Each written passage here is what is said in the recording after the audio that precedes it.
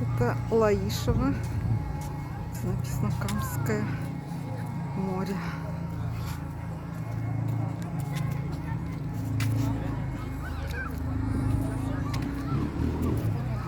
Сколько народу. На самом деле, как море.